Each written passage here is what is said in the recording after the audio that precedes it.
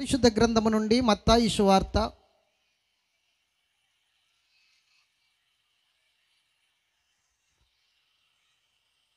16వ అధ్యాయము.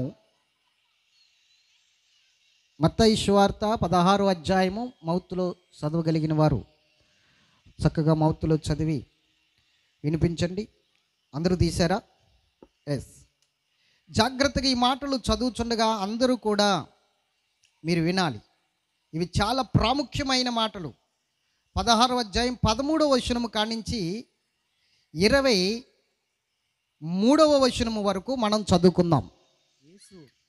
త్వరగా చదువునాను. ఫిలిప్పుదైన కైసర ప్రాంతంలోకి వచ్చి మనుష్య కుమారుడు ఎవడని జనులు చెప్పుకొనుచున్నారని తన శిష్యులను అడగగా వారు కొందరు బాప్తిసమిచ్చి యోహాన్ అనియు, కొందరు ఏలియా అనియు, కొందరు ఇర్మియా అనియు, లేక ప్రవక్తలలో ఒకడనియు చెప్పుకొనుచున్నారని.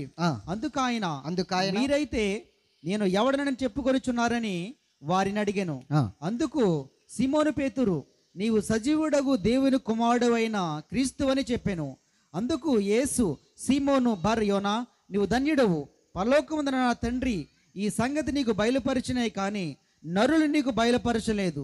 మరియు నీవు పేతురువు, ఈ బండ మీద నా సంఘమును కట్టుదును, పాతాళలోక ద్వారములు దాని ఎదుట నిలువనేరవని నేను నీతో చెప్పుచున్నాను. పరలోకము రాజ్యం యొక్క తాళపు చెవులు నీకిచ్చేదను. నీవు భూలోకమందు దేని బంధించుదువో అది పరలోకమందును బంధించబడును, భూలోకమందు దేని విప్పుదువో అది పరలోకమందును విప్పబడినని అతనితో చెప్పెను. అటు పిమ్మట తాను క్రీస్తు అని ఎవరితోనూ చెప్పవద్దని ఆయన తన శిష్యులకు ఖండితంగా ఆజ్ఞాపించాను. అప్పటి నుండి తాను యెరూషలేమునకు వెళ్ళి పెద్దల చేతను, ప్రధాన యాజకుల చేతను, శాస్త్రుల చేతను అనేక హింసలు పొంది చంపబడి 3వ దినమున లేచుట అగత్యమని యేసు తన శిష్యులకు తెలియజేయ మొదలుపెట్టగా పేతురు ఆయన చేయి పట్టుకుని, ప్రభువా, అది నీకు దూరమగును గాక, అది నీకెన్నడూ కలుగదని ఆయనను గద్దింపసాగాను. అయితే ఆయన పేతురు వైపు తిరిగి, సాతానా, నా వెనుకకు పొమ్ము, నీవు నాకు అభ్యంతర కారణమై ఉన్నావు. నీవు మనుష్యుల సంగతులనే తలంచుచున్నావు గాని దేవుని సంగతులను తలంపక ఉన్నావని పేతురుతో చెప్పాను. స్తోత్రం చెబుదాం. చదవబడిన ఈ లేఖన భాగాన్ని బట్టి దేవుడు ఇక్కడ కూడి ఉన్న ప్రతి ఒక్కరిని దీవించునుగాక, ప్రతి ఒక్కరిని ఆశీర్వదించునుగాక. ఈరోజు మన సబ్జెక్ట్ ఏంటంటే, యేసు ఎవరు, ఆయన ఎందుకు వచ్చాడు భూమి మీదకి, వచ్చి ఆయన ఏమి చేశాడు, ఈ 3 విషయాలపై పరిశుద్ధాత్మ దేవుడు మనతో మాట్లాడబోతున్నాడు. మొదటిది యేసు ఎవరు, రెండవది ఈ లోకానికి ఆయన ఎందుకు వచ్చాడు, మూడవది వచ్చి ఆయన ఏమి చేశాడు. ఈ 3 విషయాలపై దేవుడు ఈరోజు మనతో మాట్లాడబోతున్నాడు. వినాలి అనుకున్న వారందరూ గట్టిగా స్తోత్రం చెబుదామా? ఇంకొకసారి చెప్పాలి, హల్లెలూయా, హల్లెలూయా. యేసుక్రీస్తు ప్రభువారు తన శిష్యులతో కలిసి సువార్త ప్రకటిస్తున్నప్పుడు శిష్యులను పిలిచి, నేను ఎవరిని అని ఇక్కడున్నవారు అంటే ఈ ప్రాంతస్తులు, ఈ లోకులు నేను ఎవరినని అనుకుంటున్నారు అని ఆయన ప్రశ్నించాడు. యేసు ప్రభు ప్రశ్నించిన ప్రశ్నకు చాలామంది ఇర్మియాని, బోధకుడని, అలాగే ప్రవక్తలలో ఒకడని, ఏలియాని, బాప్తిస్మమిచ్చు యోహానని, ఇలాగ చాలామంది చాలా రకాలుగా ఆయన పోల్చుకుంటూ చెప్పారు. కానీ ఆయన శిష్యుల్లో ఒకడైన పేతురు మాత్రము ఒక అద్భుతమైన మర్మాన్ని అక్కడ చెప్తున్నాడు. యేసు ప్రభు తర్వాత అంటున్నాడు, సరే వాళ్ళు ఏమనుకుంటే అనుకున్నారులేండి, అసలు మీరేమనుకుంటున్నారు నన్ను గూర్చి, నేను ఎవరినని మీరు అనుకుంటున్నారు, నేను ఎవరినని మీరు అనుకుంటున్నారు చెప్పండి అని శిష్యులను అడిగాడు. అప్పుడు పేతురు లేచి మాట్లాడుతున్నాడు, అయ్యా, నీవు సజీవుడు అయిన క్రీస్తువి, దేవుని కుమారుడు అయిన క్రీస్తువి అని చెప్తున్నాడు. గట్టిగా స్తోత్రం చెప్పాలా? హల్లెలూయా. అప్పుడు యేసు ప్రభు అంటున్నాడు, సిమోను బర్యోనా, నువ్వు ధన్యుడవు, నీవు ధన్యుడవు. పరలోకపు తండ్రి ఈ మర్మమును నీకు బయలుపరిచాడే తప్ప మనుష్యులెవరూ నీకు బయలుపరిచినది కాదు అని చెప్పాడు. పరలోకపు తండ్రి బయలుపరిస్తేనే కానీ ఏది బయలుపరచబడదు. ఇహలోకంలో ఉన్న వారికి ఎవరికైనా సరే తండ్రి బయలుపరచాలి. అందుకనే పరిశుద్ధ గ్రంథంలో ఒక మాట రాయబడి ఉంది. ఏమిటి ఆ మాట అంటే, యెహోవా యందు భయభక్తులు గల వారికి ఆయన మర్మము తెలిసి ఉన్నది. దేవుని యందు భయభక్తులు కలిగి నువ్వు ఎప్పుడైతే ఉంటావో అప్పుడు ఆయన మర్మము నీకు తెలుస్తుంది. ఎస్, ఉదాహరణకి యేసు పుట్టాడు, ఆయన లోకరక్షకుడు అని ఎవరికి తెలిసింది మొట్టమొదటిగా? హలో చెప్పాలండి, ఎవరికి తెలిసింది? మొట్టమొదటిగా లోకరక్షకుడు పుట్టాడు దావీదు పురములో అని తెలిసింది ఎవరికి? హలో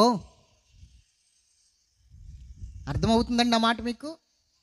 లోకరక్షకుడు పుట్టాడని మొట్టమొదటిగా తెలిసింది ఎవరికి? వర్తమానం పట్టుకొచ్చింది ఎవరు? ఇప్పుడు క్లారిటీ వస్తుంది. ఎవరికి తెలిసింది? ఎవరి దగ్గరికి పట్టుకొచ్చారు వర్తమానం? ఎస్, చాలామంది ఆలోచన ఏంటంటే జ్ఞానులకు మొట్టమొదటిగా తెలిసింది అన్న ఆలోచన. జ్ఞానులకు తెలిసింది ఏంటో తెలుసా? యూదులు రాజుగా పుట్టినవాడు ఒకడు ఉన్నాడు, యూదులు రాజుగా ఒకడు పుట్టాడు అని మాత్రమే తెలిసింది వాళ్ళకి. లోకరక్షకుడు పుట్టాడని వాళ్ళకి తెలియదు, యేసు పుట్టాడని వాళ్ళకి తెలియదు. వాళ్ళకి తెలిసింది ఏమిటి అంటే కేవలము ఈ లోకంలో యూదులకు రాజుగా ఒకడు పుట్టాడు అన్న సంగతి మాత్రమే తెలిసింది. రాజుగా పుట్టినవాడు ఎక్కడ పుడతాడు? సత్రంలో కాదు, పూరుగుడిసెల్లో కాదు, పాకంలో కాదు. అందుకని వాళ్ళ ఆలోచన రాజుగా పుట్టినవాడు అంతఃపురంలో పుడతాడని ఆలోచించి వారు తిన్నగా ఎక్కడికి వెళ్ళారంటే హేరోదు రాజు దగ్గరికి వెళ్ళారు. రాజు రాజ్యపురంలోనే, అంటే రాజుగారి దగ్గరే ఉంటాడు కాబట్టి, రాజు రాజుగారికే పుడతాడు కాబట్టి యూదులు రాజుగా పుట్టినవాడు ఎక్కడా అని అడుగుతూ హేరోదు రాజు దగ్గరికి వెళ్ళారు. వాళ్ళ జ్ఞానం చూడండి ఎంత అజ్ఞానంలోనికి నడిచిపోయిందో. వారికి యూదుల రాజు పుట్టాడని తెలుసు కానీ యేసు పుట్టాడని తెలీదు, లోకరక్షకుడు పుట్టాడని తెలీదు. అందుకే వాళ్ళు దారి తప్పుకుపోయారు. స్తోత్రం చెప్పాలి. కానీ ఎవరికి తెలిసింది ఈరోజు యేసుక్రీస్తు లోకరక్షకుడని, ఆయన మానవుల పాపాల నిమిత్తమై ఈ లోకానికి వచ్చాడని ఎవరికి తెలిసింది? ఎక్కడో అది శీతాకాలము అరణ్యములో గొర్రెలను కాసుకుంటున్నారు వాళ్ళందరూ కూడా, గొల్లలు. హలో వింటున్నారా? గొర్రెలు కాసుకుంటున్నారు. ఎక్కడో చలిమంట వేసుకుని మంట కాగుతూ గొల్లలు ఆ గొర్రెలు కాస్తున్నారు. ఆ గొర్రెలు ఏ గొర్రెలు అంటే సామాన్యమైన గొర్రెలు కాదు. ఆ గొర్రెలకు ఒక ప్రత్యేకత ఉంది. వాళ్ళు కాస్తున్న ఆ గొర్రెలకు ఒక ప్రత్యేకత ఉంది. ఏమిటి ఆ గొర్రెలు అంటే పస్కా గొర్రె పిల్లలను కాస్తున్నారు వీళ్ళు. పస్కా పండుగకు వధించడానికి కొన్ని గొర్రెలు కావాలి కదా, ఆ గొర్రెలను కాస్తున్నారు, ఆ గొర్రెలు మేపుతున్నారు. గొర్రెల కాపరులు ప్రత్యేకంగా వాళ్ళకి జీతం ఇచ్చి ఆ గొర్రెలు మేపుతున్నారు. ఎందుకంటే ఆ గొర్రెలు చాలా ప్రత్యేకంగా ఉండాలి. గొర్రెలు వీనిన తర్వాత, అవి పాలు విడిచిన తర్వాత, తల్లి పాలు విడిచిన తర్వాత ఆ గొర్రె పిల్లలను మగవాటినన్నిటిని వేరి, గొర్రె పిల్లలను గొర్రెలు వీనిన తర్వాత మగ గొర్రె పిల్లలన్నింటినీ వేరి వాటిని ప్రత్యేకంగా ఉంచుతారు. ఆడ గొర్రెలతో కలపరు వాటిని. ఎందుకంటే అవి పస్కా పశువులుగా ఉండాలి కాబట్టి, అవి పరిశుద్ధముగా ఉండాలి కాబట్టి వాటన్నిటినీ ఒక రకంగా ఒక గుంపుగా చేర్చి వాటిని సంవత్సరము పొడికి కాయటము కొరకు గొర్రె కాపరులను ఎన్నుకుని వారికి జీతం ఇచ్చి వారిని కాపలా పెట్టుకుంటారు ఆ గొర్రెలకు. దేవునికి స్తోత్రం చెప్పాలి. ఆ గొర్రెలను కాస్తున్న కాపరుల దగ్గరికి దేవుని దూత వెళ్ళాడు. దేవుని దూత పంపించబడ్డాడు అక్కడికి. ఎందుకు అంటే, ఇదిగో మీరు ఏ గొర్రెల కోసమైతే కాపలా కాస్తున్నారో ఇంకా ఆ గొర్రెల అవసరం లేకుండా ఏ గొర్రె అయితే వధించబడాలో ఆ గొర్రెలకు సాదృశ్యంగా ఉన్న ఈ గొర్రెలను మీరు కాస్తున్నారు కాబట్టి ఇదిగో ఇంక ఈ గొర్రెల అవసరం లేదు, అసలైన లోక పాపములు మోసుకుని పోయే దేవుని గొర్రె పిల్ల దావీదు పట్టణంలో మీ కొరకు పుట్టి ఉన్నాడు అని వర్తమానం వాళ్ళ దగ్గరికి వచ్చింది. స్తోత్రం చెప్పండి. దావీదు పురములో మీ కొరకు క్రీస్తు యేసు పుట్టి ఉన్నాడు, లోకరక్షకుడు ఆయన. ఎవరికి తెలిసింది ఇప్పుడు? యేసుక్రీస్తుని. జ్ఞానులకా గొల్లలకా? ఈరోజు చాలామంది ప్రభు దగ్గరికి వస్తున్నారు కానీ ఆయన ఎవరు అన్నది తెలుసుకోలేకపోతున్నారు. ఆయన ఎవరు అని గుర్తించలేకపోతున్నారు. ఆయన ఎవరు అని గమనించలేకపోతున్నారు. యేసు ఒక దేవుడు, ఆయన కూడా దేవుడే. ఆయన నామములో కూడా స్వస్థతలు జరుగుతాయి, ఆయన నామములో కూడా అద్భుతాలు జరుగుతాయి, ఆయన నామములో కూడా గొప్ప కార్యాలు జరుగుతాయి అన్నట్లుగా ఆయన ఒక దేవుడని ఈ లోక దేవుళ్ళ లిస్టులో ఆయన్ని చేర్చి ఆయన్ని కూడా ఆరాధిస్తూ ఉన్నారు ఈ లోకస్తులతో పాటు. ఆయన ఎవరో గుర్తించాలి మొట్టమొదటిగా. అందుకే మన సబ్జెక్టు పేరు మొట్టమొదటిగా ఏంటంటే ఆయన ఎవరు, రెండవదిగా ఆయన ఈ భూమి మీదకి ఎందుకు వచ్చాడు, మూడవదిగా ఆయన ఏం చేశాడు. ఇప్పుడు మనం తెలుసుకుంటున్నది ఏంటంటే ఆయన ఎవరు. ఈ క్లారిటీ నీకుందా ఈ రోజున?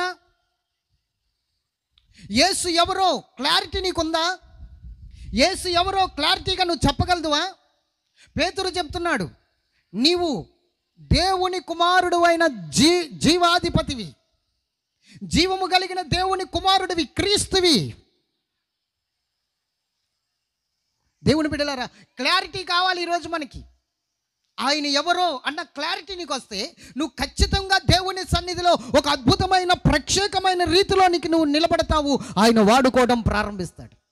ఈరోజు ప్రతి ఒక్కరూ కూడా అంటే క్రైస్తవ జీవితాలు ఎక్కడ వేసిన గొంగళి అక్కడే ఉండడానికి కారణం, క్రైస్తవ జీవితాలు దేవునికి మహిమకార్థంగా ఉండకపోవడానికి కారణం, వారు ఏదో అనుకుంటారు కానీ ఏమీ చేయలేక సతికిల పడడానికి కారణం ఒకటే. ఏమిటో తెలుసా?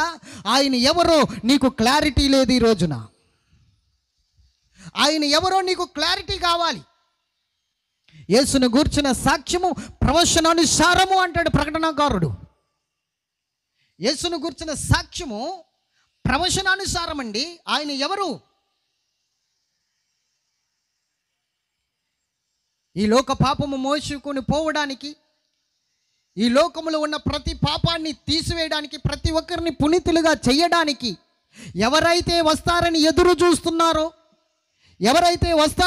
చూస్తున్నారో ఆయనే ఈయన అని నువ్వు మొట్టమొదటిగా గుర్తించాలి.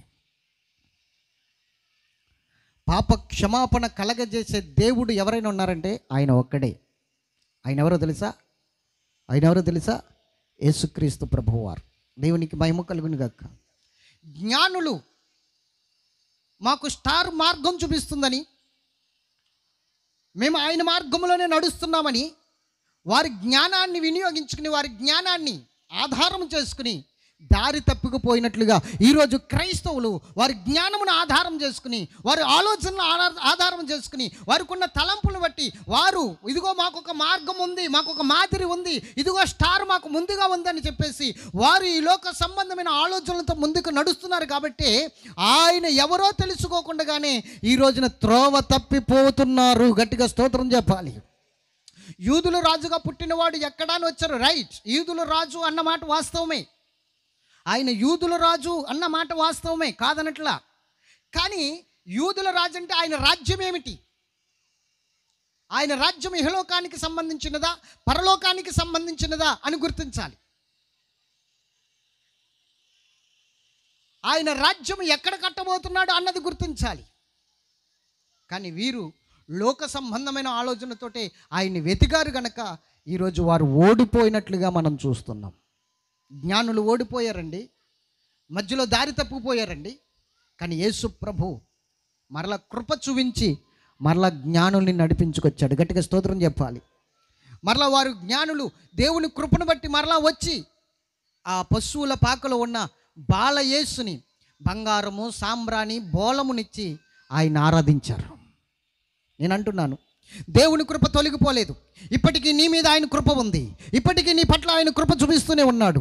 ఇప్పటికీ నీ పట్ల ఆయన కృప కనికరము మెండుగా కురిపిస్తూనే ఉన్నాడు. నీవు గనక ఒక్కసారి మోకాలు వేసి, అయ్యా నా జ్ఞానము కాదు, నా తెలివి కాదు, నా బలము కాదు, నాకు దారి చూపించు ప్రభా, నీవెవరో తెలుసుకుని కోరుచున్నాను, నీవెవరో నేను ఆలోచించాలనుకుంటున్నాను, నీవెవరో తెలుసుకుని నీ మార్గంలో నడవాలనుకుంటున్నాను అని ఒక్కసారి ప్రభు వైపు రెండు చేతులు పైకి పెట్టి దేవుణ్ణి ఆరాధించగలిగితే ఆయన ఆయన్ని మహిమపరచగలిగితే ఖచ్చితంగా ఆయన ఎవరో నీకు బయలుపరచడానికి పేతురుకు చూపించిన మహాకృప నీకు నువ్వు చూపించడానికి సిద్ధముగా ఉన్నాడు ఈ మధ్యాహ్న సమయంలో. చాలామంది ఈ రోజున యేసు అంటే స్వస్థతలకు కారకుడు అని మార్చేశారు. యేసు అంటే అద్భుతాలు చేసేవాడు, ఆశ్చర్యమైన కార్యాలు చేసేవాడు. పిల్లలు పుట్టట్లేదా? యేసయ్య దగ్గరికి వస్తే నీకు పిల్లలు పుడతారు. నీవు ఆ మంచం మేంచి అనేక నెలల నుంచి లేవలేకపోతున్నావా? యేసయ్య దగ్గరికి వస్తే నువ్వు లెగిసి నడిచేస్తావు. నీకు ఇల్లు లేదా? నీకు పొలము లేదా? నీకు జీవనాధారం ఏమీ లేదా? యేసు దగ్గరికి రా. యేసు నీ జీవితాన్ని మారుస్తాడు, నీ పరిస్థితిని అభిషేకిస్తాడు, నీ పరిస్థితిని ఉన్నతముగా తీరుస్తాడని లోక సంబంధమైన వాటిని పొందుకోవడానికే ఆయన ముందు పెట్టుకుని జ్ఞానుల్లాగా దారి తప్పిపోతున్నారు. కానీ గొల్లలకు వచ్చినట్లుగా శుభవర్తమానము నీకు రావడానికి నువ్వు సమీపముగా ఆయన సన్నిధిలో ఉన్నావో లేదో ఒక్కసారి ఆలోచన చేసుకోమని ప్రభు మాట్లాడుతున్నాడు. ఈరోజు సగం మంది క్రైస్తవులకి, నేను ఇక్కడ కూర్చున్న వారిలో చాలామంది నేను అడుగుతున్నాను, యేసు ఎవరో చెప్పగలిగిన క్లారిటీ, సమాధానం మీ దగ్గర ఉందా? చెప్పండి. ఆయన ఎవరో చెప్పగలిగిన సమాధానం ఉందా? సగం మంది క్రైస్తవులకు ఉండదు. భూమి మీద ఉన్న క్రైస్తవుల్లో సగం మంది క్రైస్తవులకు ఆయన ఎవరో పూర్తిగా తెలియదు. ఇప్పటికీ కూడా తెలుసా? చెప్పండి. ఆయన ఎవరు ఇప్పటికీ కూడా పూర్తిగా తెలియదు. ఆయనండి దేవుడండి, మా ఇంటి పక్కన చర్చ్ ఉందండి, ప్రార్థన చేస్తామండి, మేము కూడా సమయానికి ఒక్కొక్కసారి వెళ్తూ ఉంటామండి, కానుకలు ఇస్తూ ఉంటామండి, ఆయన దేవుడే, అంతే, అంతవరకే తెలుసు. ఆయన ఎవరు అంటే ఆయన జీవము కలిగిన దేవుడు. గట్టిగా స్తోత్రం చెప్పాలి. నిజమైన దేవుడు. ఆయన ఎవరు అంటే ఒక్క విషయాన్ని చెప్పి నేను ముందుకు నడిపిస్తాను. ఆయన ఎవరు అన్న మాటకి మనం ఆలోచన చేస్తే పేతురు అంటున్నాడు, ఆయన ఎవరు అంటే నీవు జీవము కలిగిన దేవుని కుమారుడవు. స్తోత్రం చెప్పాలి గట్టిగా. యేసు అంటే పాపాలని తీసివేసేవాడు. ఈ లోకంలో నీవు పాపములు చేసి విసుగుపోయి ఉండొచ్చు, నా పాపములు ఎలాగపోతాయా అని చెప్పేసి ఆలోచిస్తూ ఉండొచ్చు. కానీ నీ పాపములు తొలగించుకునే మార్గము ఒకే ఒక మార్గము, అదే యేసుక్రీస్తు ప్రభువు వారే ఉన్నారు. ఆ మార్గము ఆయన. యేసుక్రీస్తు ప్రభువు వారు నీ పాపాలను తొలగించేవారు, నీ ప్రతి పాపాన్ని క్షమించి ఆశీర్వాదకరంగా నిన్ను నిలబెట్టగలిగిన వారు, నీ జీవితాన్ని నిర్దోషముగా నిలబెట్టగలిగిన వారు, నీ ప్రతి పాపాన్ని తొలగించి నిన్ను నీతిమంతులుగా తీర్చగలిగిన వాడు యేసయ్య ఒక్కడే. ఆయనకొక్కడికే సాధ్యం అది. గట్టిగా స్తోత్రం చెప్పాలి. హల్లెలూయా. ఎందుకంటే పాపము లేనివాడు ఆయనే, పాపాలు తీయగలిగిన వాడు ఆయనే. యోహాను సువార్త 8వ అధ్యాయంలో ఆయన అంటాడు, నాలో పాపముందని మీలో ఎవరైనా ప్రతిష్ఠించగలదురా అని మాట్లాడుతాడు. ఆయనలో పాపముందని ఎవరైనా చెప్పగలదురా? ఆయనలో పాపముందని ఎవరునూ ఇప్పటి వరకు కూడా 2020 సంవత్సరాల క్రితము ఆయన ఈ మాట చెప్పాడు, ఛాలెంజ్ చేశాడు. నాలో పాపముందని మీలో ఎవరైనా తీయగలదురా, చెప్పగలదురా అని, నిరూపించగలదురా అని సవాల్ చేశాడు. 2020 సంవత్సరాలు అయింది. ఆయనలో పాపం ఉందని నిరూపిందామని ప్రయత్నాలు చేసిన వాళ్ళు చాలామంది ఉన్నారు. కానీ అందరూ యేసుక్రీస్తు దగ్గరికి వచ్చి మేమే పాపులమని ఒప్పుకున్నారు. గట్టిగా స్తోత్రం చెప్పాలి. ఆర్ఆర్కే మూర్తి గారు తెలుసు కదా, గొప్ప రేడియో ప్రసంగికులు, ప్రేమధార, చాలా గొప్ప ప్రసంగికులు. నేను చిన్నప్పుడు ఆయన ప్రసంగం అంటే చాలా ఇంట్రెస్ట్గా ఉండేవాడిని. రేడియో దగ్గరికి వెళ్ళి మరి చాలా అద్భుతంగా విడమరిచి ప్రతి అక్షరము చదివి చక్కగా మాట్లాడేవాడు ఆయన. ఆయన ఎలా పట్టబడ్డాడో తెలుసా? బైబిల్లో ఉన్న తప్పులు పట్టుకుందాం, బైబిల్లో ఉన్న తప్పులను లెక్క పెడదామని చెప్పేసి ఆయన బైబిల్ కొనుక్కుని బైబిల్ చదవడం మొదలుపెట్టాడు. ఆయన బ్రాహ్మణ, ఆయన కర్ణ వృత్తి చేసేవాడు. ఆయన కర్ణం గారు తెలుసు కదా, గ్రామానికి కర్ణం గారు ఉంటారు, ఆ వృత్తి చేసేవాడు ఆయన.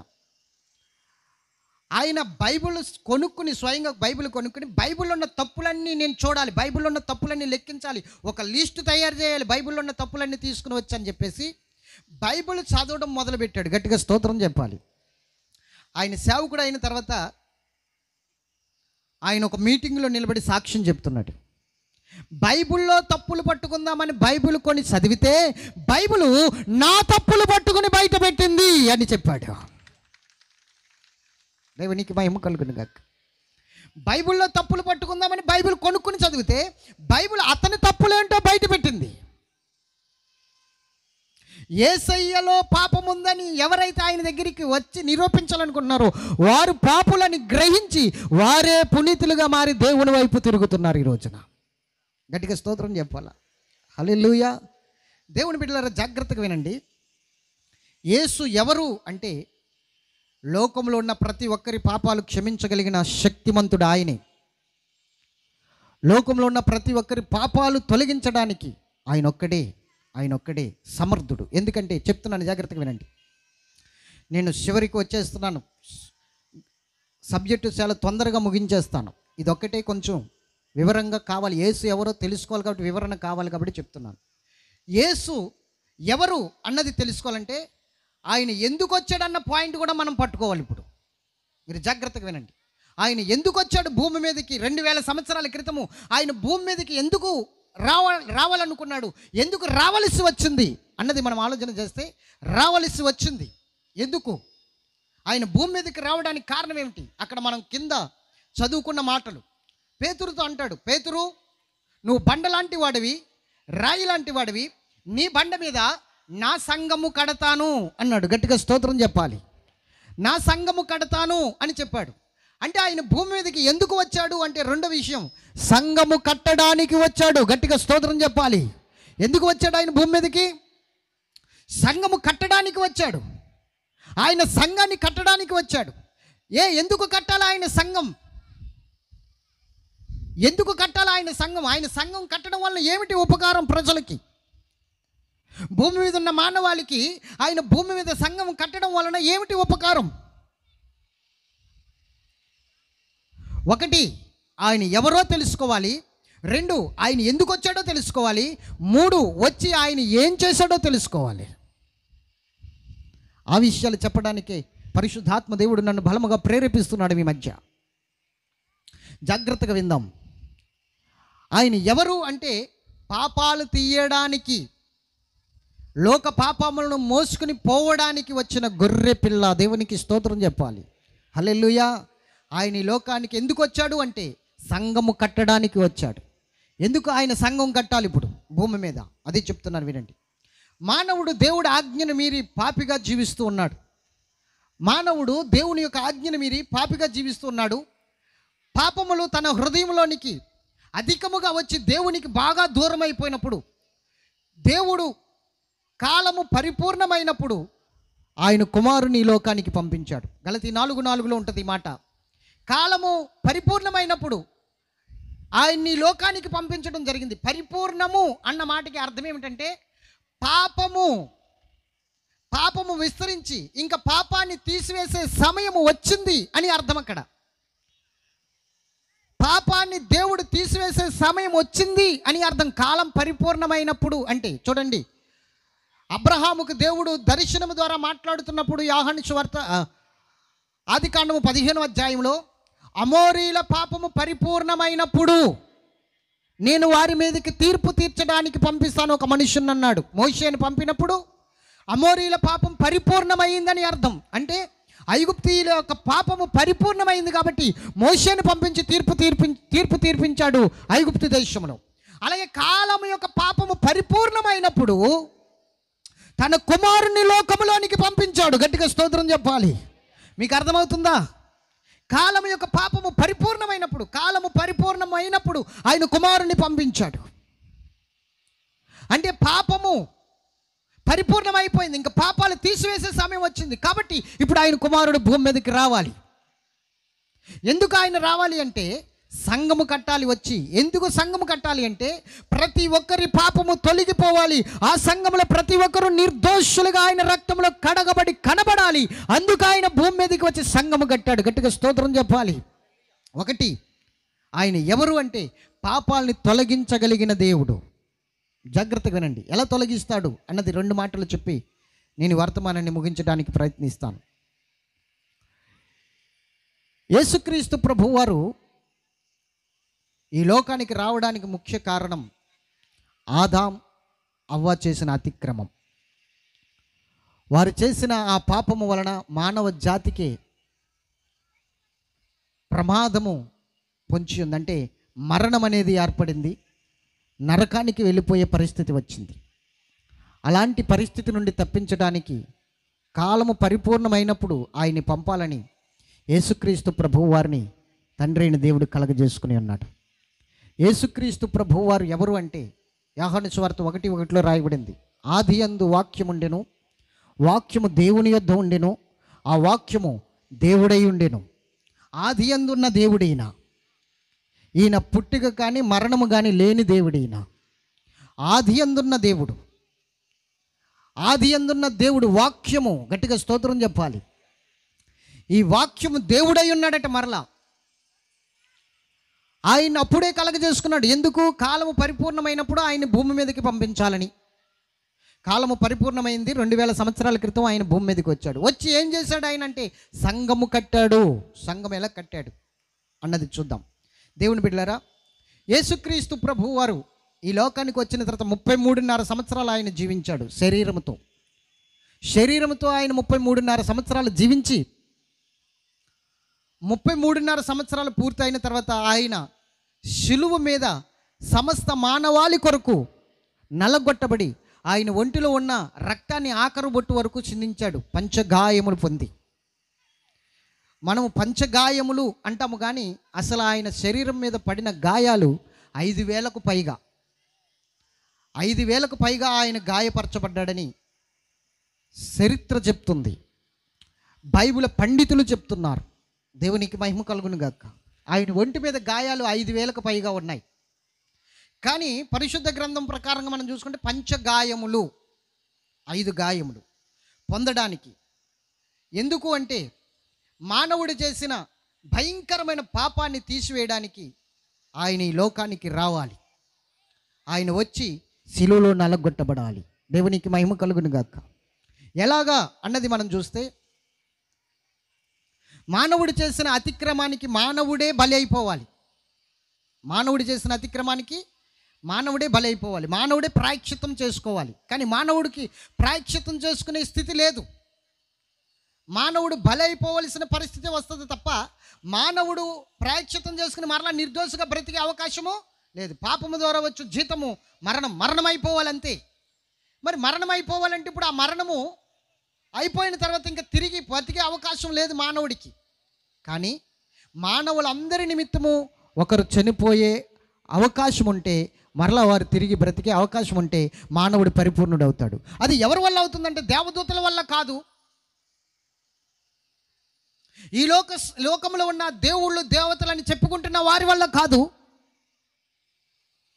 అది ఎవరి వల్ల అవుతుందంటే జీవ మరణములు ఎవరి స్వాధీనములో ఉన్నవో, మరణాన్ని శాసించగలిగిన శక్తి ఎవరి చేతిలో ఉందో, మరలా జీవాన్ని ఇవ్వగలిగిన శక్తి ఎవరి చేతిలో ఉందో, ఆయనే అంటే ఆది అయినను అంతమైనను లేనివాడయ్యుండి, మరణమైనను పుట్టికైనను లేనివాడయ్యుండి, ఆయన మరణము మీద జీవం మీద అధిపతి అయ్యున్నవాడై ఈ లోకానికి వచ్చి మరణించి తిరిగి లేవగలిగితే మానవుడుకున్న ప్రతి పాపము నుండి మానవుడు విడుదల పొందుతాడని దేవాది దేవుడు జగత్పునాది వేయబడక మునిపే ఒక ప్రణాళికను ఏర్పరిచి ఆ ప్రణాళికలో క్రమముగానే యేసుక్రీస్తు ప్రభువారిని ఈ లోకానికి పంపించారు. దేవునికి మహిమ కలుగును గాక. ఈ భూమి మీద ఉన్న మానవాళ్ళందరి కొరకు ఒకడు చనిపోవడము అవశ్యము అని లేఖనాలు చెప్తున్నాయి. పరిశుద్ధ గ్రంథం ఒకటే కాదు, ప్రతి మత గ్రంథము చెప్తుంది. భూమి మీద ఉన్న మానవాళి కొరకు ఒకరు చనిపోవాలి అన్నది. ఋగ్వేదం చెప్తుంది, తాండీయ మహాబ్రాహ్మణ్యం చెప్తుంది, అలాగే ఖురాన్ చెప్తుంది, అలాగే భూమి మీద ఉన్న ఇంకా మత గ్రంథాలన్నీ కూడా చెప్తున్నాయి. మానవులి పాపము తొలగిపోవడానికి ఒకరు భూమి మీద మానవుల నిమిత్తమై చనిపోవాలి అని. అది ఎవరు అన్నది చూస్తే ఆయన సృష్టిని అంటే జగత్తును అందరి సమస్తమును సృజించిన సృష్టికర్త అయి ఉండాలి అన్నది వాస్తవం. గట్టిగా స్తోత్రం చెప్పాలి. హల్లెలూయా. సర్వలోక పాప పరిహారార్థో రక్త ప్రోక్షణం అవశ్యం, తద్రక్తం పరమాత్మనేన పుణ్యదాన బలియాగం. అంటే సర్వలోక పాప పరిహారార్థమై, మానవుడి నిమిత్తమై, మానవుడి పాపాల నిమిత్తమై రక్త ప్రోక్షణ జరగాలి. అంటే రక్తము భూమి మీద చిందించబడాలి. ఎవరి రక్తము? తద్రక్తం. ఎవరి రక్తము? కోళ్ళ రక్తము, ఎడ్ల రక్తము, మేకల రక్తము. ఏ రక్తము కాదు, జంతువుల రక్తము సరిపోదు మానవుణ్ణి విమోచించడానికి. పరమాత్ముడే పుణ్యదాన బలియాగం. అంటే పరమాత్ముడే స్వయంగా భూమి మీదకి వచ్చి రక్తము కార్చి బలి అయిపోవాలి. ఆ పరమాత్ముడు ఎవరు అన్నది చూసి ఆయన్ని నిజమైన దేవుడు, మన పాపములను తొలగించగలిగిన గొప్ప దేవుడు అని నమ్మాలి. ఆయన ఎవరు అంటే పాపాలని తొలగించే దేవుడు. గట్టిగా స్తోత్రం చెప్పాలి. హల్లెలూయా, హల్లెలూయా. ఆయన ఎవరు అంటే పాపాలు తొలగించే దేవుడు. రెండు, ఆయన ఎవరు అన్నదానికి మనం వివరణ వచ్చింది. రెండు ఏమిటంటే ఆయన సంఘం కట్టడానికి వచ్చాడు. భూమి మీదకి ఎందుకు వచ్చాడు? సంఘం ఎలా కట్టాడు? ఆయన రక్తము ద్వారా ఆయన సంఘాన్ని కట్టాడు.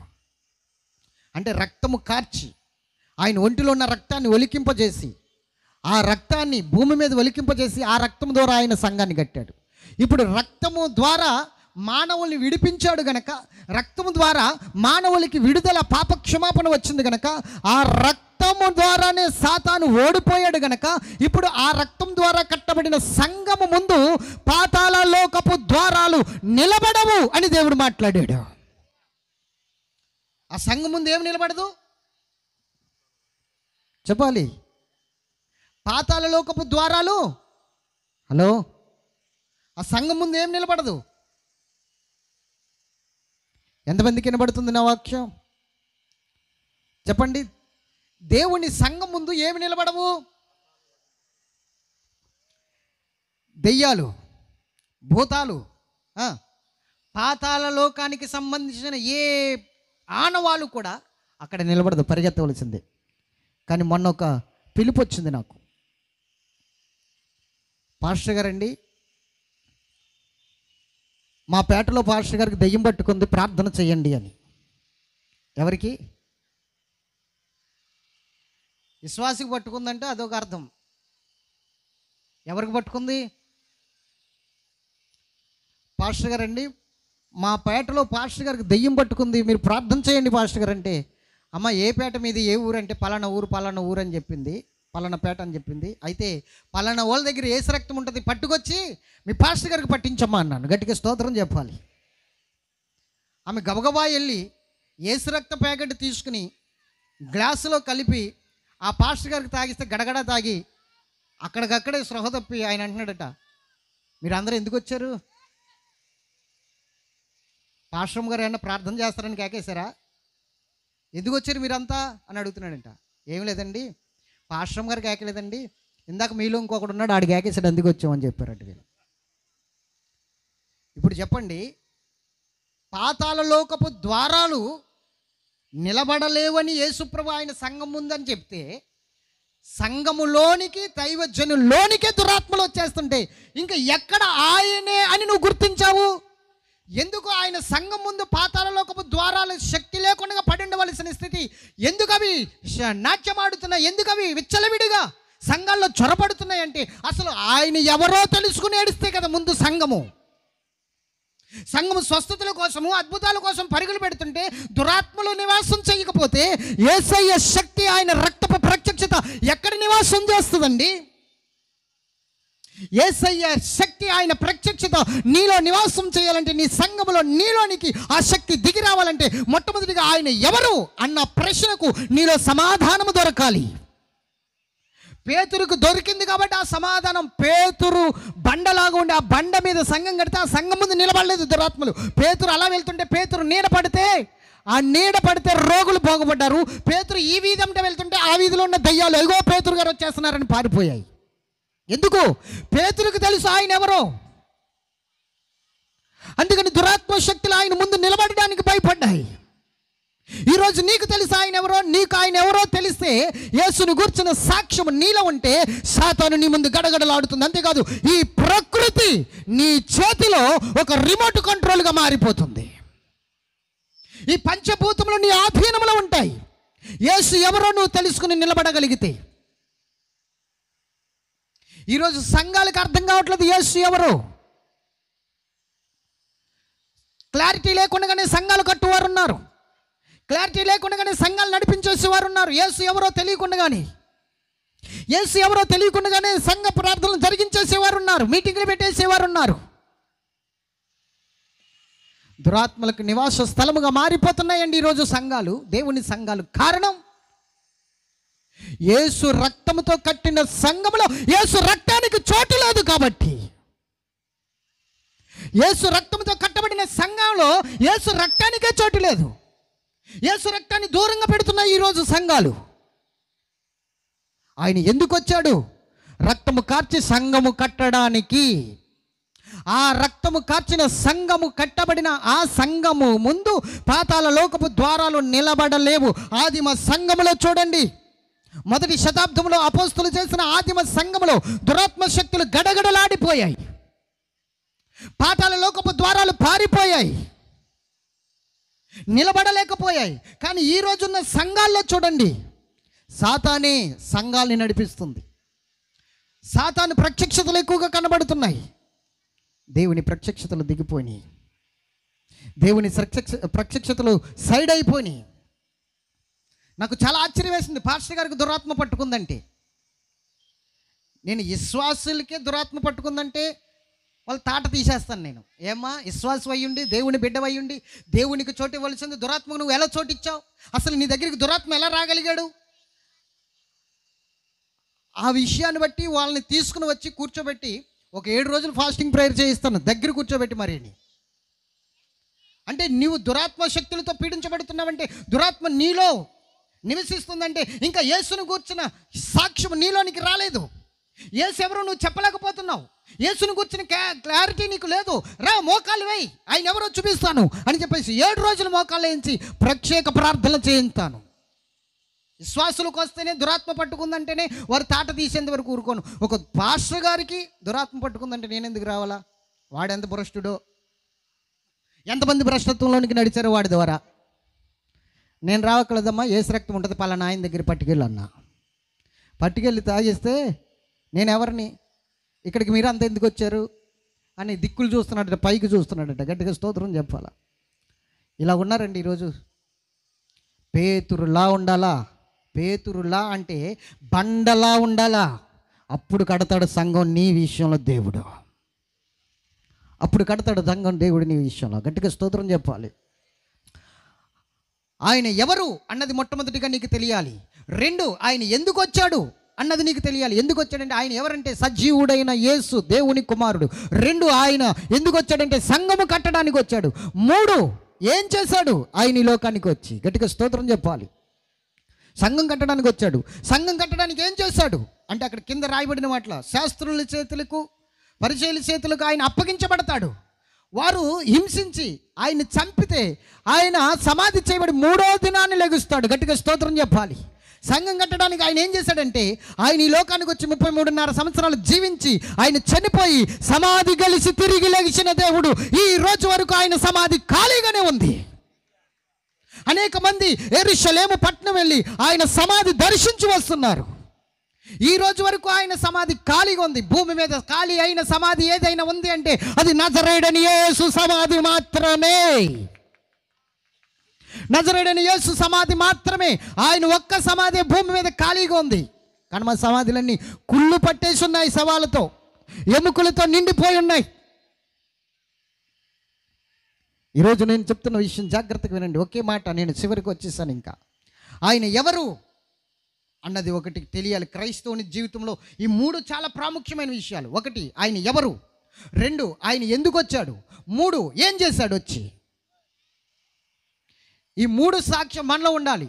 యేసు సజీవుడు, సజీవుడైన దేవుని కుమారుడు అన్న సాక్షి నీలో ఉండాలి. 2, ఆయన భూమి మీదకి వచ్చి సంఘము కట్టి వెళ్ళాడు. సంఘము ఎలా కట్టాడు? ఆయన నా కొరకు వచ్చి, నా కొరకు చనిపోయి, గాయపరచబడి, హింసించబడి, సిలువలో నలగొట్టబడి, ఆయన ఒంటిలో ఉన్న ఆఖరు బొట్టు వరకు రక్తాన్ని చిందించి ఒలికింపజేసి, ఆ తర్వాత ఆయన సిలువలో చనిపోయి సమాధి చేయబడి 3వ దినాన్ని తిరిగి లేచాడు. అది ఇలాగ కట్టాడు. గట్టిగా స్తోత్రం చెప్పాలి.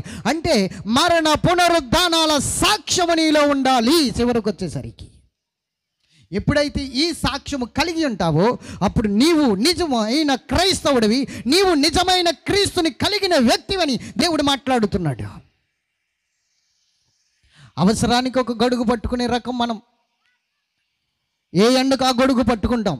ఊసర వెల్లిలాగా రంగులు మారుస్తూ ఉంటాం. మనము దేవుని సన్నిధిలో ఏ విధముగానండి ఆశీర్వాదాలు పొందుకునేది? ఏ విధముగానండి ఆయన ప్రత్యక్షతను అనుభవించేది? ఇక్కడ కుదరకపోతే, ఇక్కడ కార్యం జరగకపోతే ఇంకొక దుక్కుకి, ఇంకో దుక్కు కార్యం జరగకపోతే ఇంకొక దుక్కుకి. ఆ సంఘాలు ఎలాంటివన్నీ మనకు అనవసరం. కానీ మనకి కార్యం జరగాలంతే. దేవుడు ఎవరు అన్నది ముందు నువ్వు తెలుసుకోమ్మా. యేసు ఎవరు అంటే ఆయనే దేవుడు, ఆయనే నిజమైన దేవుడు. సావు అయినా బ్రతికైనా ఆయనే అన్న సాక్షి నీలోకి వచ్చేయాల. 2, ఆయన ఎందుకు వచ్చాడు? ఆయన సంఘం కట్టడానికి వచ్చాడు. నేను ఈ లోకంలో ఆయన సంఘంలో చేర్చబడాలి. ఆయన సంఘం కట్టి ఆయన వెళ్ళిపోయాడు. ఎలా సంఘం కట్టాడు అంటే, ఏం చేసి ఆయన సంఘం కట్టాడు అంటే, ఆయన గాయపరచబడి చనిపోయి తిరిగి లేచి ఆయన సంఘం కట్టి, ఆ సంఘంలో పరిశుద్ధాత్మని పెట్టి ఆయన వెళ్ళిపోయాడు. ఆయన ఏమన్నాడు తెలుసా? నేను వెళ్ళిపోవడం వలన మీకు ప్రయోజనకరము అన్నాడు. నేను వెళ్ళకపోతే ఆదరణకర్త మీ వద్దకు రాడు అన్నాడు. నేను ఒకటి చెప్తున్నాను, మనం ఆయన వెళ్ళిపోవడం వలన మనకు ప్రయోజనకరం అంట. అంటే అర్థం ఏంటో తెలుసా? క్రైస్తవునికి ప్రయోజనకరమైనది ఏమిటి? ఇదో సబ్జెక్టు. ఇప్పుడు ఏం చెప్పలేండి, భయపడకండి. క్రైస్తవునికి ప్రయోజనకరమైనది ఏంటంటే పరిశుద్ధాత్మ అభిషేకము. క్రైస్తవునికి ప్రయోజనకరమైనది పరిశుద్ధాత్మ దేవుని అభిషేకం. అభిషేకం లేకపోతే క్రైస్తవుడికి ఏ ప్రయోజనం లేదు. ఇంకా క్రైస్తవుడు జీరో. క్రైస్తవుడు హీరోగా మారాలంటే పరిశుద్ధాత్మ అభిషేకంతో నింపబడాలి, ఆయన ప్రత్యక్షతతో నింపబడాలి. ఇది మొదటి విషయం, గుర్తుంచుకో. దేవునికి మహిమ కలుగును గాక. చెప్పండి గట్టిగా హల్లెలూయా. యేసు ఎవరో తెలిసింది కదా. మొట్టమొదటిగా మనం క్రైస్తవులం అయితే మనలో ఉండవలసిన విషయాలు, దేవుని గూర్చిన తెలియవలసిన విషయాలు. 1, యేసు ఎవరో తెలియాలి. అక్కడే ఆ వచనాలు 13 నుంచి 22 వరకు మనం చదువుకుంటే ఆ 3 సబ్జెక్టులకు సంబంధించిన లేఖనం అంతా అక్కడే ఉంది. ఎందుకు అక్కడ రాయించాడు ఆ మాటలు అంటే ఇవే తెలియాలని, ప్రజలకు ఇవి తెలియాలని. మత్తయి సువార్త 16:18-13 కాడి నుంచి మనం కిందకి చదువుకుంటే 22 వరకు చదువుకుంటే అయ్యే మాటలు. యేసు ఎవరో తెలుసుకోవాలి. 2, ఆయన ఎందుకు వచ్చాడో తెలుసుకోవాలి. తర్వాత ఆయన ఏం చేశాడో తెలుసుకోవాలి. ఆ 3కి సమాధానం అక్కడ రాసి ఉంది. అవే చెప్పాను ఇప్పుడు మీకు. ఒకవేళ మీకు అర్థం కాకపోతే ఇంటికి వెళ్ళిన తర్వాత చదవండి, ఆ లేఖనాలు చదవండి. మత్తయి సువార్త 16:13 కాడి నుంచి 22 వరకు చదవండి. ఈ లేఖనాలు మీకు బాగా అర్థమవుతాయి. దేవుని సన్నిధిలో యేసు ఎవరో తెలియాలి, ఆయన ఎందుకు వచ్చాడో తెలియాలి, ఆయన ఏం చేశాడో తెలియాలి. అప్పుడు నువ్వు నిజమైన క్రైస్తవుడిగా మారి ఆయనకి సాక్షిగా జీవించగలవు. లేకపోతే నువ్వు జీవించలేవు ఆయనకి సాక్షిగా.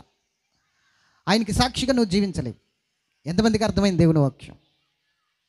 చెప్పాలి గట్టిగా హల్లెలూయా. దేవునికి సాక్షిగా జీవించాలి అనుకున్నవారు ఎంతమంది ఉన్నారు? నేను ఆయనకి సాక్షిగా జీవించాలి అన్నవారు. మరి ఇప్పుడు నువ్వేం చేయాలి? ఏం చేయాలి ఇప్పుడు నువ్వు?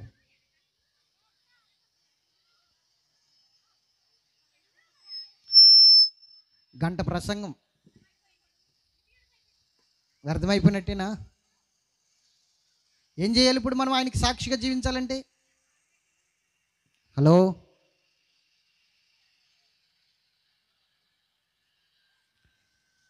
ఒకటి ఆయన ఎవరో తెలియాలి. ఆయన ఎవరో తెలియాలి. పేతురుకి తెలిసింది. అందరూ అనుకుంటున్నారు ఇర్మియా ప్రవక్త, యెషయా, యాహాను, ఏలియా, అలాగే అనుకుంటున్నారు ఈరోజు కూడా చాలామంది. ఆయన ఎవరో తెలియాలి నీకు. 2, ఆయన ఎందుకు వచ్చాడు భూమి మీదకి తెలియాలి. ఎందుకు వచ్చాడో తెలియాలి. 3, ఏం చేశాడో తెలియాలి. ఇది క్రిస్మస్ సందేశం. చెప్పండి. ప్రజలందరికీ కలగబో సంతోషకరమైన విషయం, వార్త ఏంటి? ప్రజలందరికీ సంతోషకరమైన విషయం. యేసు పుట్టాడంటే కొత్త బట్టలు కట్టుకోవడమా, పిండి వంటలు చేసుకోవడమా? ఇలాగా మన సహోదరుడు అన్నాడు, క్రిస్మస్ అంటే ఒంటి పండగ, ఇంటి పండగ, పంటి పండగ. క్రిస్మస్ అంటే ఏంటి? ఇల్లు దులుపుకోవడం ఇంటి పండగ, నూతన వస్త్రాలు ధరించుకోవడం ఒంటి పండగ, ముక్కలు కొరకడం పంటి పండగ. స్తోత్రం చెప్పండి గట్టిగా. అంటే క్రిస్మస్ అంటే ఇది అయిపోయింది. ఎంతమంది వచ్చారంటే ఎంతమంది, మా క్రిస్మస్కి ఎంతమంది వచ్చారు, మా క్రిస్మస్కి ఇన్ని ఎట్లా వేసాం, మా క్రిస్మస్కి అంత జరిగింది ఇంత జరిగింది, ఇలా చెప్పుకోవడమే సరిపోతుంది. స్తోత్రం చెప్పాలి గట్టిగా. మరి సత్యమేది? సత్యమేది? ప్రజలందరికీ కలగబోవు సంతోషకరమైన వార్త అంటే ప్రజలందరూ కూడా సజీవులుగా మార్చబడబోతున్నారని అర్థం. సంతోషకరమైన విషయం ఎప్పుడు వస్తుంది? ₹1,00,00,000 దొరికితే సంతోషం ఎంతో కాలం ఉండదు.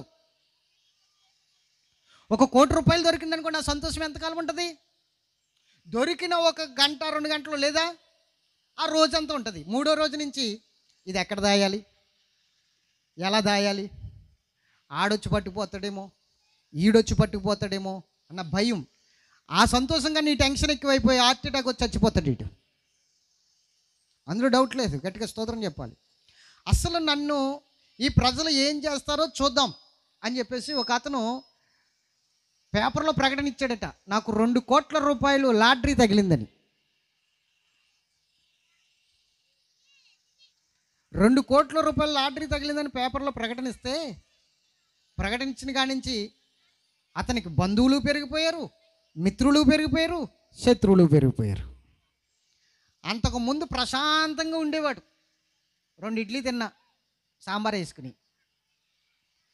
ఇప్పుడు భోజనం చేయాలంటే సెక్యూరిటీ, ముందు ఎవడైనా టేస్ట్ చూసి పెట్టాలా. వీడు 1కి 2కి పోవాలన్నా సెక్యూరిటీ, మనశ్శాంతిగా లేదు. ఆలోచిస్తున్నారా? ₹1 కోటి నీకు దొరికితే వచ్చే సంతోషం గురించి చెప్పలేదు ఆ దూతలు. లేకపోతే ఈ లోకమంతా సంపాదించుకోవడం వల్ల వచ్చే సంతోషం గురించి చెప్పలేదు. ఒక మనుషుడు లోకమంతా సంపాదించుకొని తన ప్రాణము పోగొట్టుకుంటే ఏం ప్రయోజనం? ఆ సంతోషం గురించి కూడా కాదు. మరి ఏమిటి అంటే చెప్పండి, మరణాన్ని తప్పించుకునే దానికన్నా సంతోషం ఇంకొకటి ఏమైనా ఉందా భూమి మీద?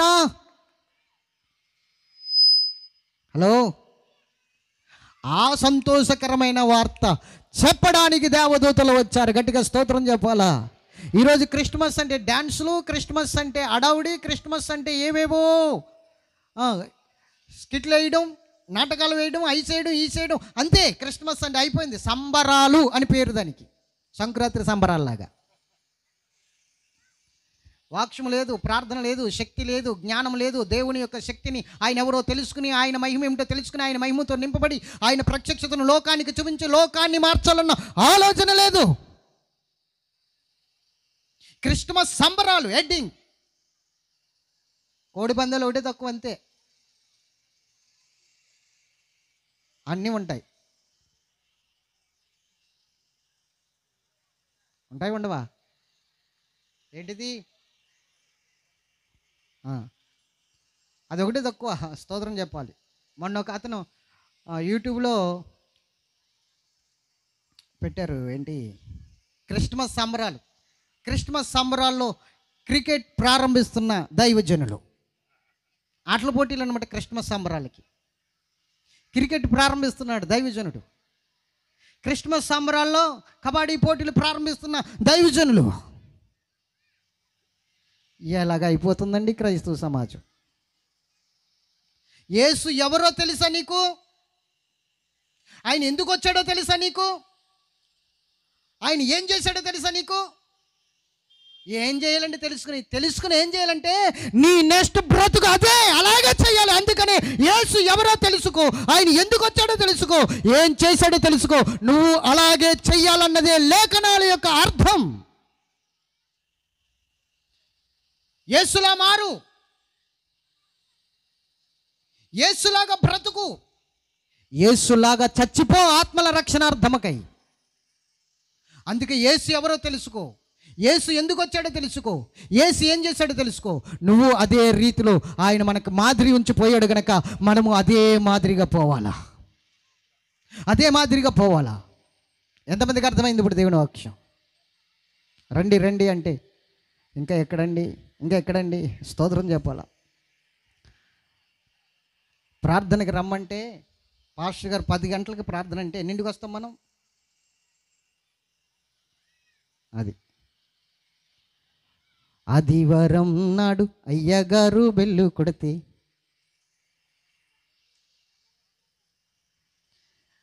ఎక్కడికి వెళ్ళిపోయారండి మన ఆర్కెస్ట్రా బృందం?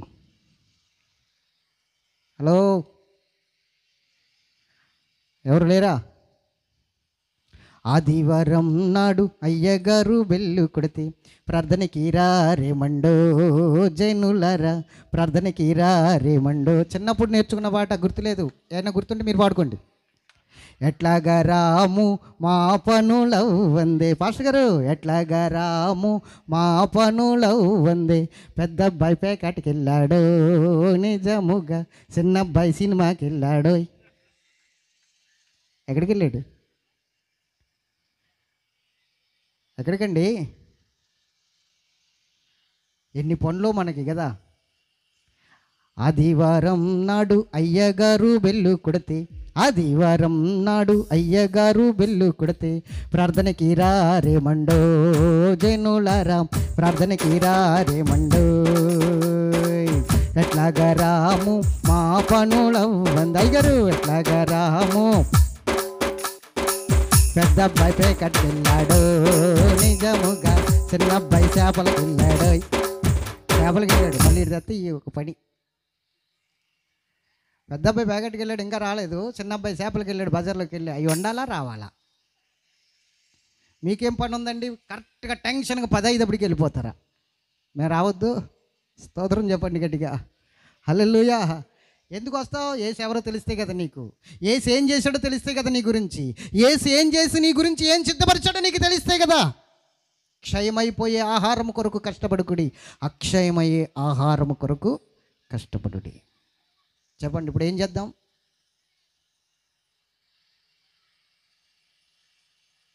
బెల్లగొడదామా?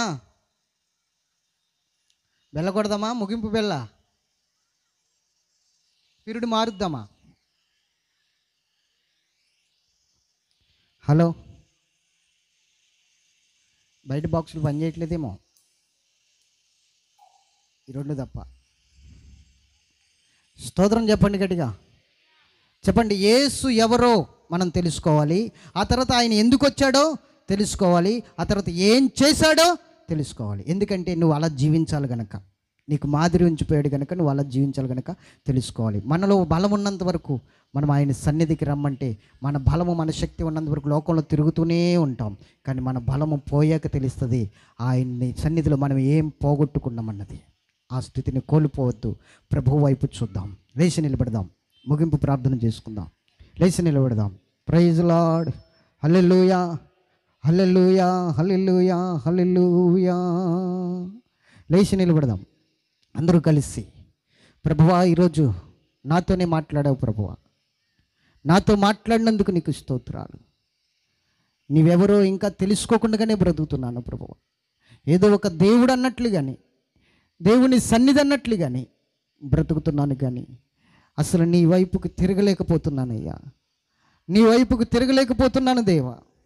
నన్ను క్షమించు ప్రభువా, నన్ను క్షమించు ప్రభువా అని ప్రార్థన చేస్తూ ఆయన వైపు చూద్దాం, ఆయన వైపు చూద్దాం. 2 చేతులు పైకి పెట్టి